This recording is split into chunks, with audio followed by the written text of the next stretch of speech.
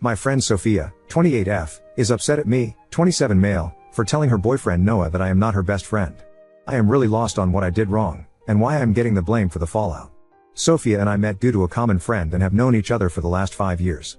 Sophia has been a good friend, and we would generally hang out on weekends with the rest of our friends. Sophia also lived in the same apartment complex as me, and we would sometimes hang out at my apartment, along with other friends to watch TV. Sophia started dating Noah around 6 months ago. I noticed that Sophia started messaging me more than normal about random stuff like TV shows, music, etc. around the same time, and would send me memes and TikToks all the time. She also messaged me if I want to hang out at my place after work during random weekday evenings. I would generally say no, unless more friends wanted to join in. On Saturday night, we were all at my friend's apartment for a party. Sophia and one of my friends left to pick up food, and Noah came to me and asked if we can talk for a few minutes. Noah told me that being a guy, I should understand, and he is uncomfortable about my friendship with Sophia. I asked him why, and he said that he understands we are best friends, but he is uncomfortable with her always texting me late at night, or hanging out with me at my apartment on nights when he is busy. He said that he has discussed it with Sophia many times, but she has told him that she will not tolerate him controlling how she behaves with her best friend. He said that he is getting very serious about his relationship with Sophia, and if he should know something before, he commits with his whole heart. The truth is, Sophia and I are good friends, but we are not best friends. She is just one of the 8 girls in my friends group that I hang out with and never have. We shared any deep personal secrets about ourselves. I told Noah that he has nothing to worry about. I told him that I would not refer to Sophia as my best friend. In fact, before she started dating Noah, we would barely message each other. I also told him that I never hang out with Sophia alone, and she only visits my place when other friends are invited. Noah asked me if we ever dated or hooked up in past. I told him that Sophia brought up the subject 5 years ago, but I told her why I would not want to date her, and we never talked about it again. Noah asked me why Sophia would refer to me as her best friend then, and I told him that I also find that weird, because we are good friends, but definitely not best friends. Noah thanked me for being honest, and the night went on. Yesterday afternoon, I got a call from Sophia, and she was really mad at me. She asked me what I told Noah, and I told her about our conversation. She told me I was an asshole to tell Noah that we are not best friends and how I messed up her relationship. I told her I did not say anything bad about her, and in fact soothed his concerns that there was anything going on between us. She told me that they had a big fight the night after the party, and Noah confronted her about why would call me her best friend and tell him that you were at my apartment alone, when none of those things happened. She told me that I should have just backed up her story. Seems like they are having a big fight about her lying to him. I feel bad for Sophia, as I really feel they both are cute together and Noah really likes her. Sophia has also told us how much she adores Noah and that they are happy together. It's hard for me to understand why Sophia would lie to Noah that we are best friends, and we hang out alone together when he is busy. Am I wrong to tell Noah that Sophia and I are not best friends, and should I have just played along? I am not really sure I even understand why I messed up or what to do at this point.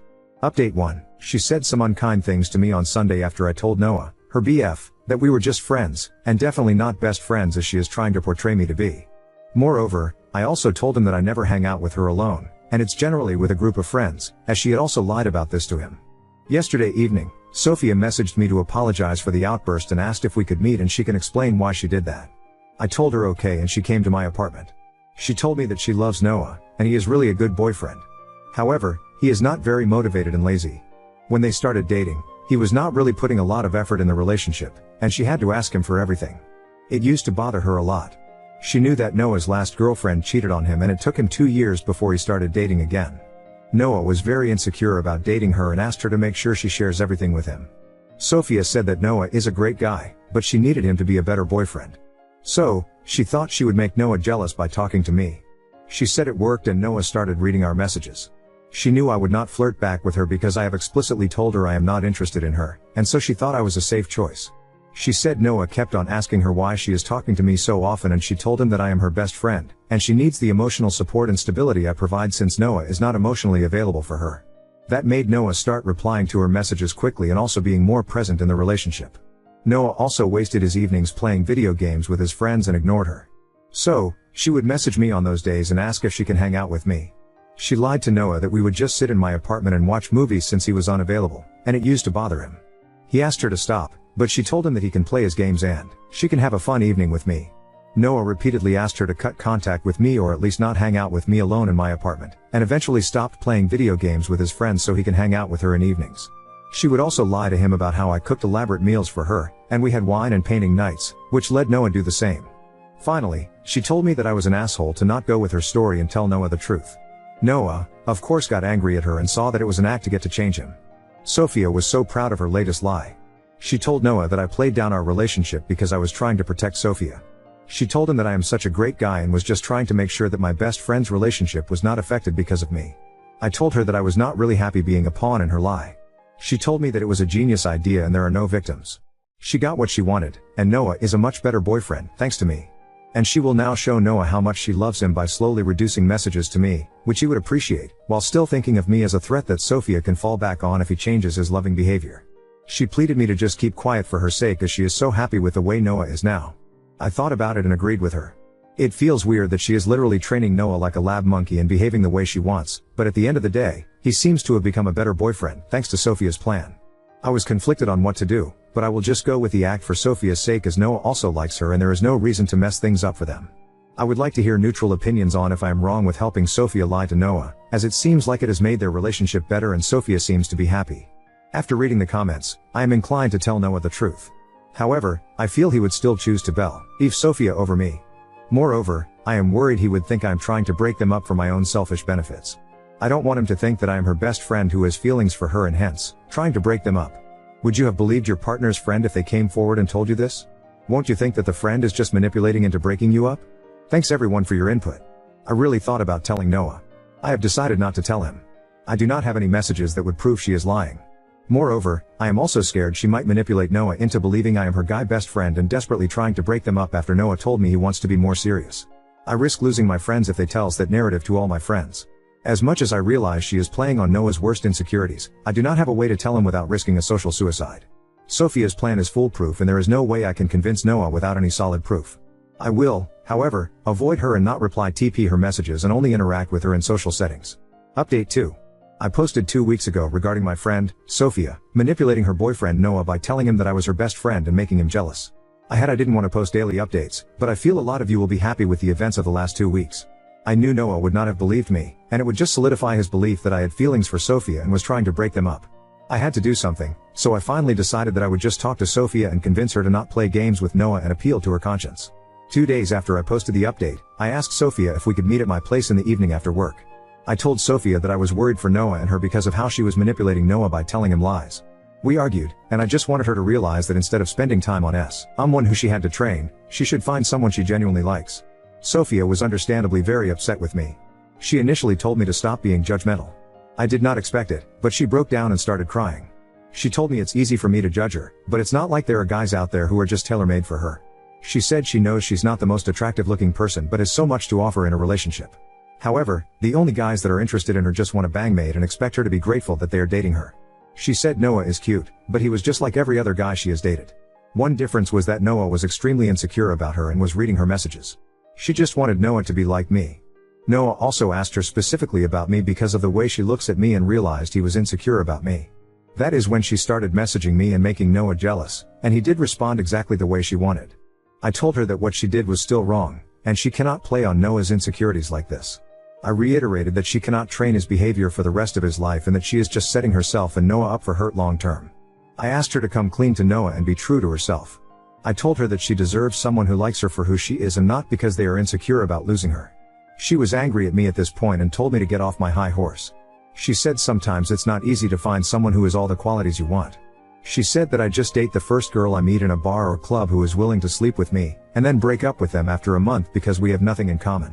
That comment did sting a bit because she is right, and I also always end up dating the wrong girls. She said that the everything about girl I describe I want to be with exactly fits her, but I would never date her because she is ugly. She is not, she is very beautiful but just struggles with weight issues. I told her not to call herself that and she is very beautiful. I also told her that maybe we both need to change the kind of people we date, so we are both happier. She was quite emotional at this point, and we hugged. It felt wrong, and I quickly reminded her that she was still Noah's girlfriend, and she should leave. I think all of you will be really happy to know that over the last week, Sophia broke up with Noah. Sophia told him truthfully about what she did, regarding me, but also told him that she wished all those things came organically from him instead of her having to ask him for it. Noah is really heartbroken and asked to get Sophia to get back even after knowing everything, but she eventually blocked him. Sophia has been visiting my apartment almost every evening since her breakup, as she just does not want to be alone. I tried to cheer her up, and we went out for dinner on Saturday, and she told me she felt much better. The Sophia I knew was always a smart, confident, ambitious girl, and I never knew her vulnerable side. I am also glad that Noah finally knows the truth and can be with someone who likes him for who he is and not take advantage of his insecurities. Now on to second story. Caught my boyfriend through my best friend in a drunk confession about their hookup. He denies it and I'm torn between them. I've been best friends with Becca since 2010. We were college roommates and then after we graduated we still lived together up until I moved in with my boyfriend Nate in 2019. One thing about Becca is that she's always had a drinking problem for as long as I've known her, and she's done stuff while drunk that has sometimes caused problems in our friendship. She does try to stay sober, but every few years something will happen to make her start drinking again, which is what happened earlier this summer. So last Saturday Becca called me because she was drunk somewhere and needed a ride home. I couldn't go pick her up because I had the flu and I was on cold medicine, so Nate went to get her instead. A couple of days after that I started noticing that Nate was being weird with his phone. Normally he leaves it out on the coffee table if we're watching TV or whatever, but he started putting it face down so I couldn't see what notifications he was getting. My first thought was that he was trying to plan a surprise, and because of the timing I thought that maybe Becca was helping him. Yesterday I saw Becca. I told her that Nate was being sneaky all of a sudden and asked her if he said anything about maybe proposing soon.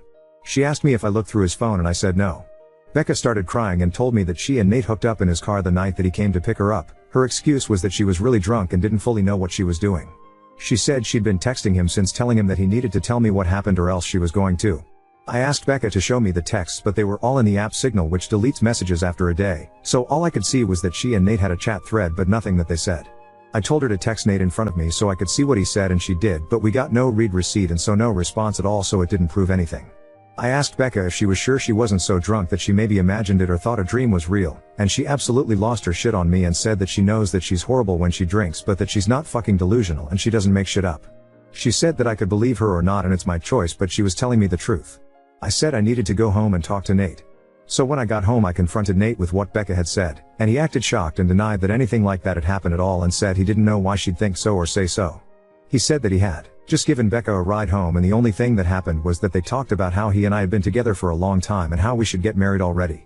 He admitted they were talking on Signal the next couple of days, but he said that it was about exactly what I thought, that he was asking her about engagement rings and what kind of proposal I would want.